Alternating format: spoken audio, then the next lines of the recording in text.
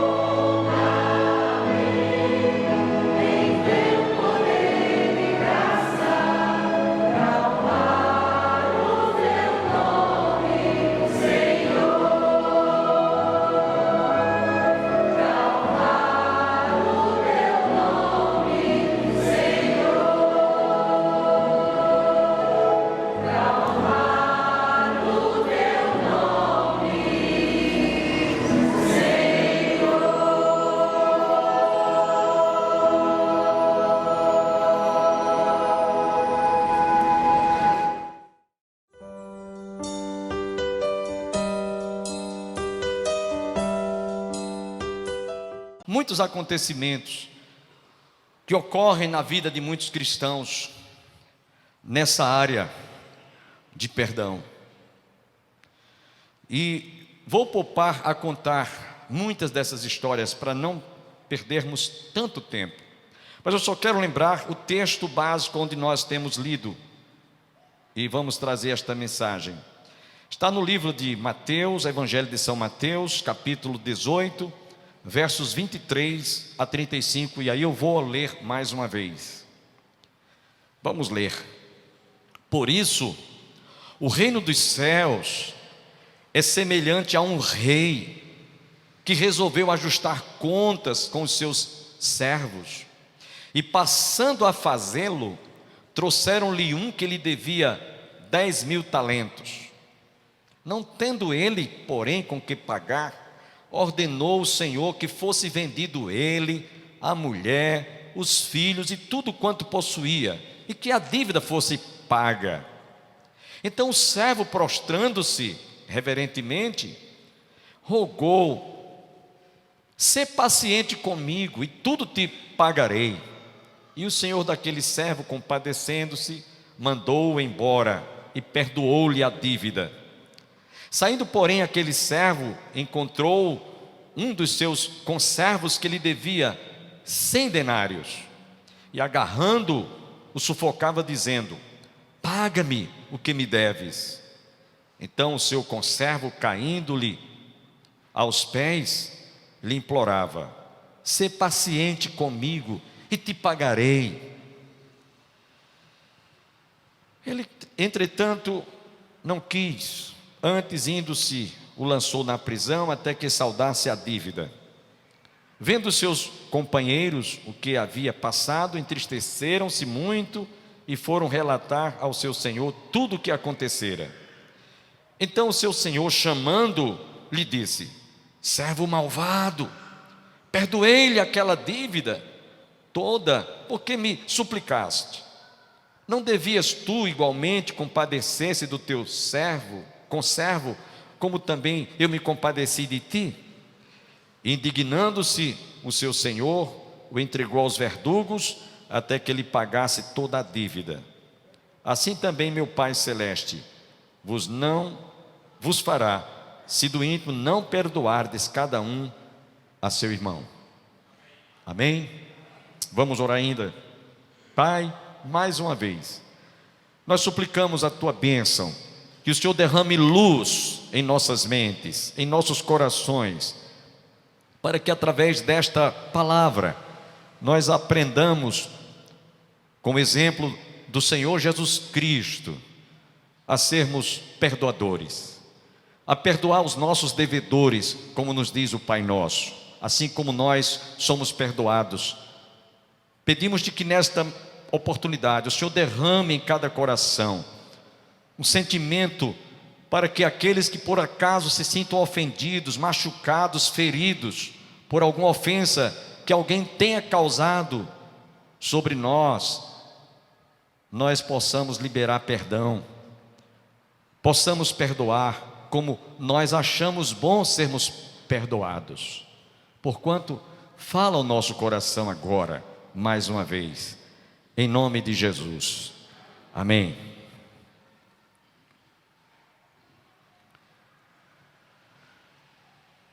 Domingo passado nós trouxemos a primeira parte desta mensagem e hoje eu espero concluir sobre perdão. O texto que nós lemos é muito claro. Jesus conta nesta passagem uma parábola do credor incompassivo, que ele achou bom ser perdoado. Uma soma e uma conta altíssima, era um montante elevadíssimo.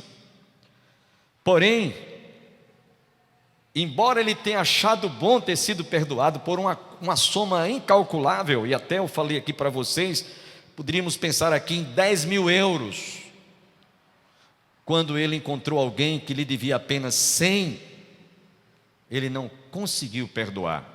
E nós mostramos aqui para vocês que essa parábola mostra que desde que nós fomos gerados, desde que nós fomos concebidos, até o último dia da nossa existência aqui na terra, nós obtemos através do sacrifício de Jesus o perdão de todos os nossos pecados, porque a Bíblia diz que todos pecaram e todos estão destituídos e carecem da glória de Deus. Não há nenhum justo, nenhum sequer. Não é preciso o indivíduo matar, roubar, estuprar, cometer algum crime hediondo para que ele se sinta um pecador. O homem mais religioso que vocês possam imaginar, ele é tão pecador quanto o pior bandido. É que o sangue de Jesus que foi derramado foi suficiente para nos perdoar de todos os nossos pecados. Ainda que os nossos pecados sejam vermelhos como o carmesim, se tornarão brancos como a neve. É isso que nos diz a palavra de Deus. O sangue de Jesus nos purifica de todo o pecado. Então nós nos sentimos bem, nos sentimos alegres e agradecidos até a Deus, porque nós nos sentimos perdoados. Quem pode dizer amém? Amém. Amém. A menos que você não sinta o perdão de Deus sobre os seus pecados. E aí Jesus contou esta parábola para mostrar que quando a gente às vezes alguém faz uma pequena ofensa contra a gente, às vezes é uma palavra.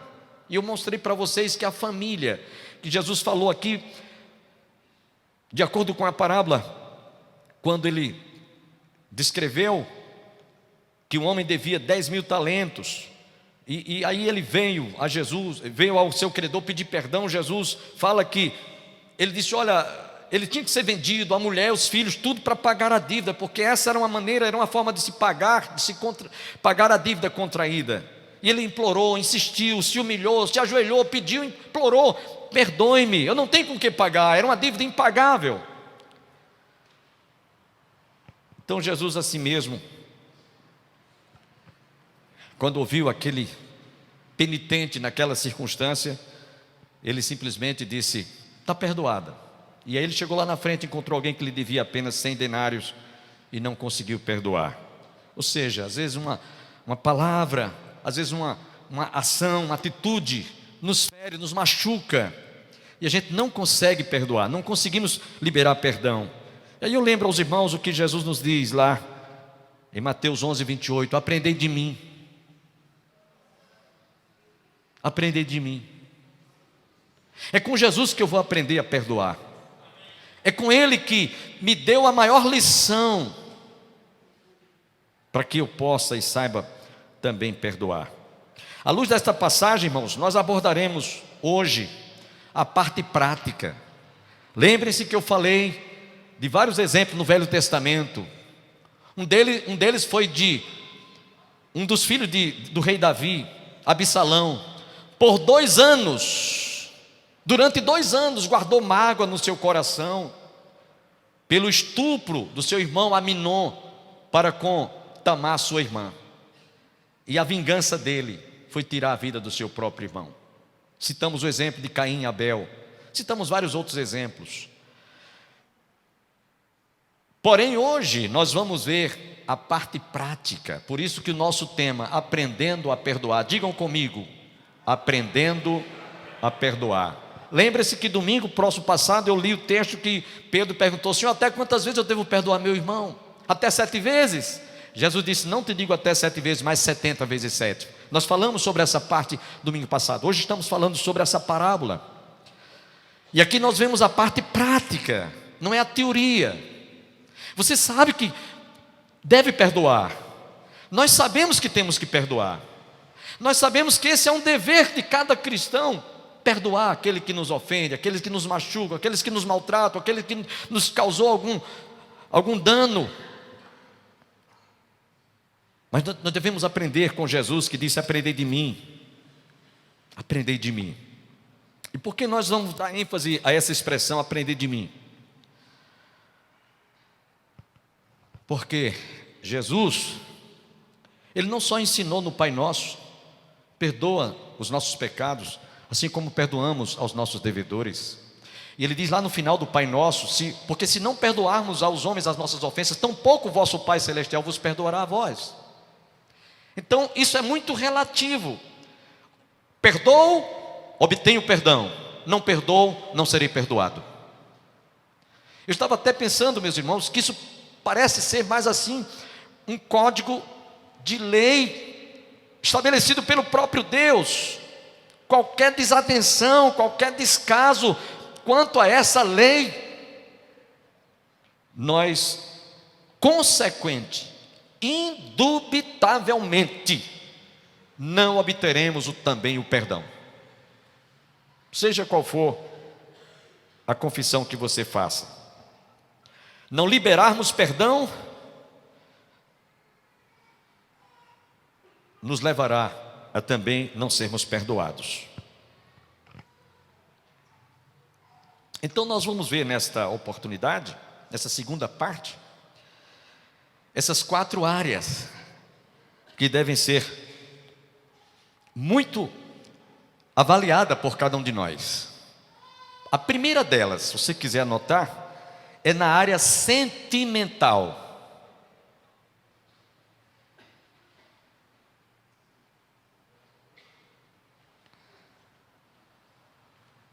Essa é uma área extremamente sensível.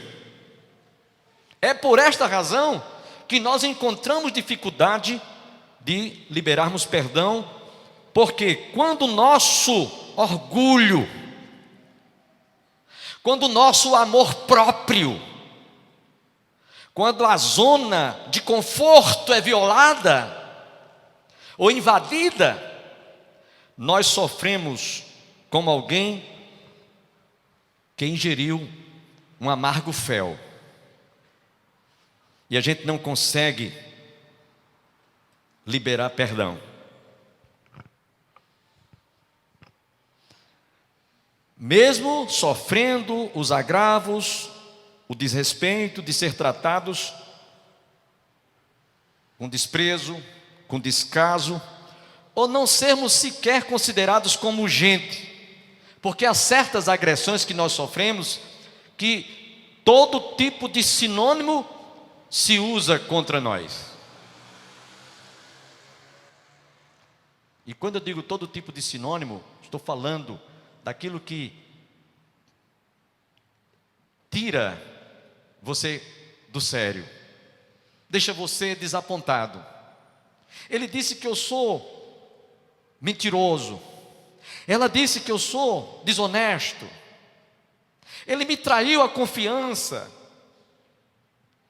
ele me chamou de covarde, e eu não sou isso que ele disse contra mim, e eu não consigo esquecer, eu não consigo realmente aceitar essa afirmação contra o que eu sou na realidade.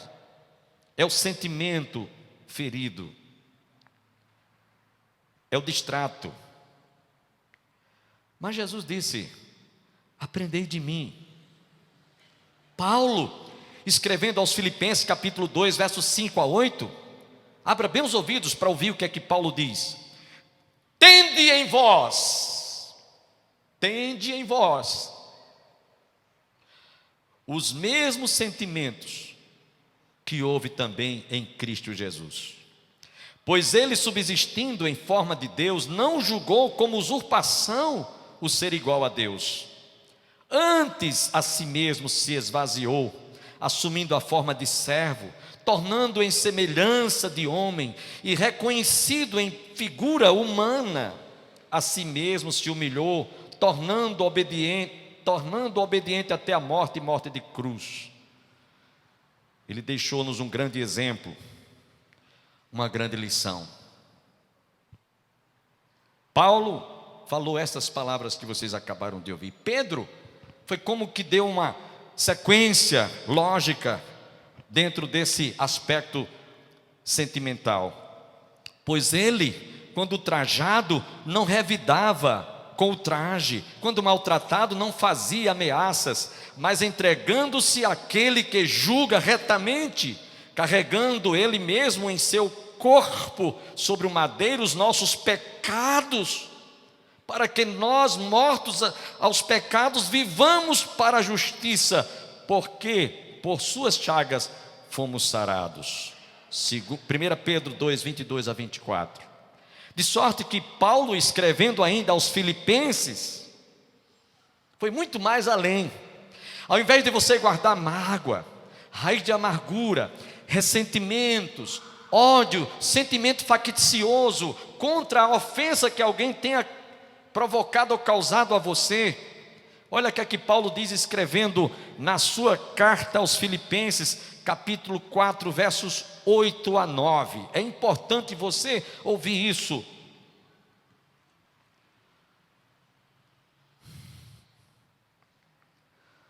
Por isso, quando ele subiu às alturas, levou cativo o cativeiro. Aliás, Filipenses capítulo 4. Estou lendo Efésios, Filipenses capítulo 4, versos 8 e 9.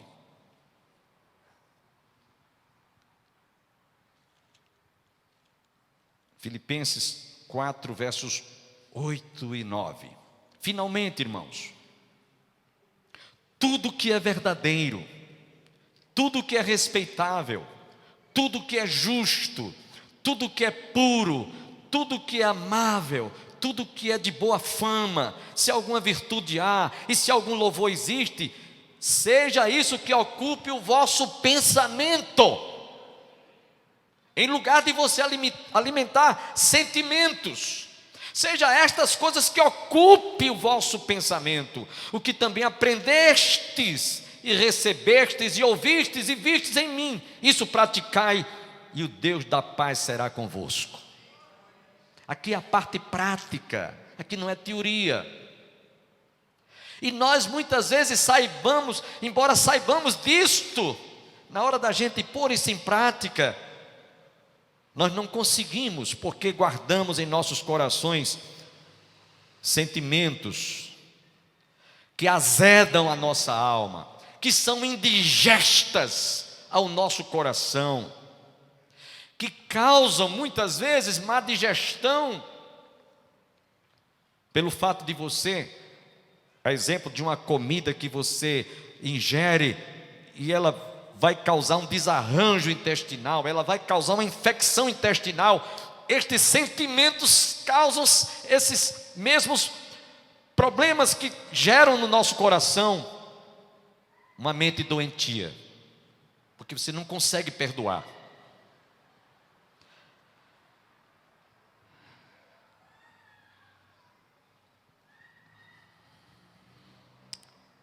Cassimiro de Abreu, ele disse: seja grande, embora o crime, o perdão sempre é sublime.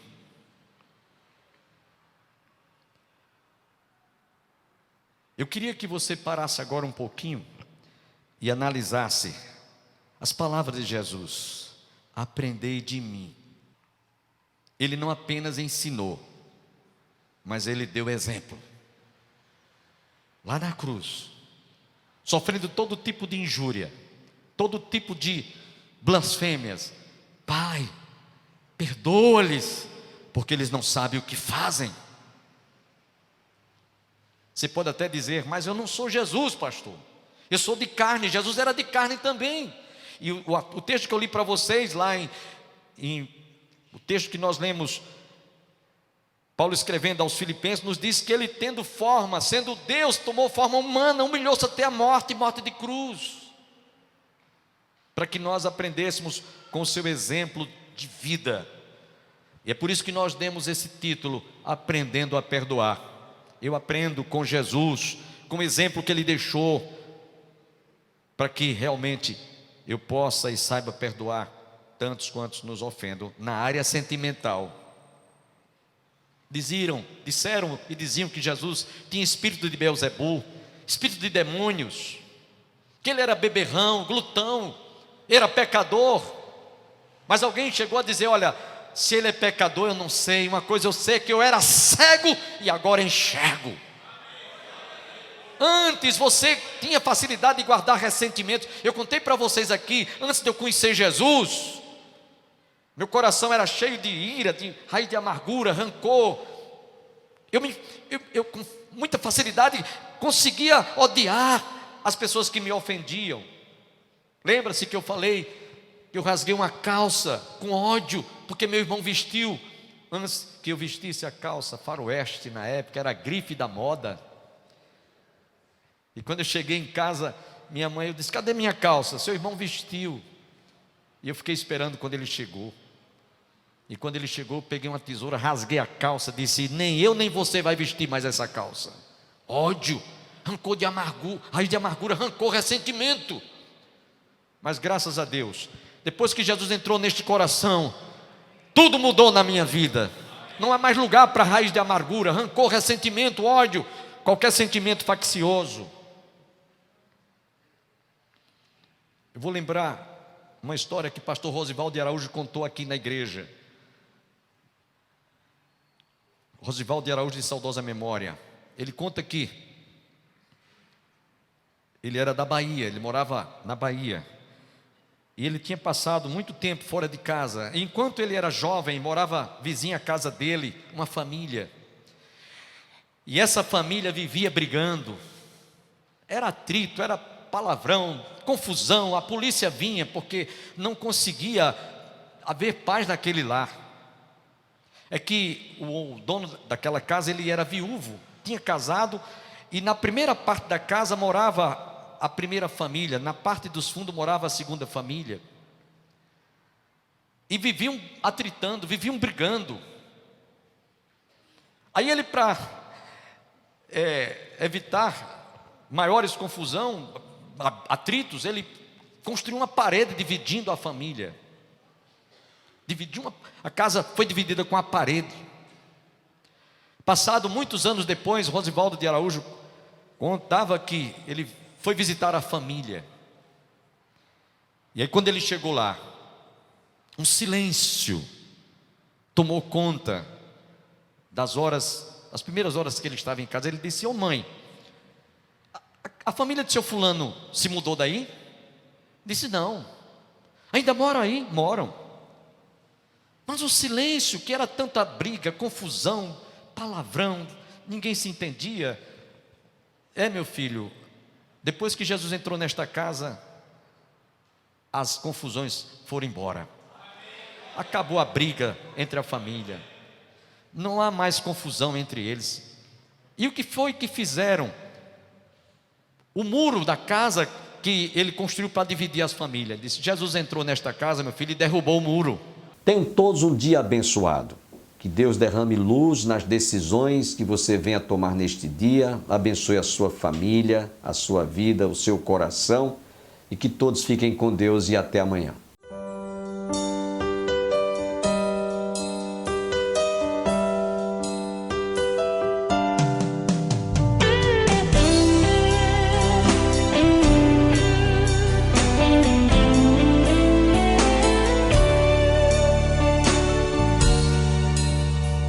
Manso e suave é Cristo chamando, chama por ti e por mim.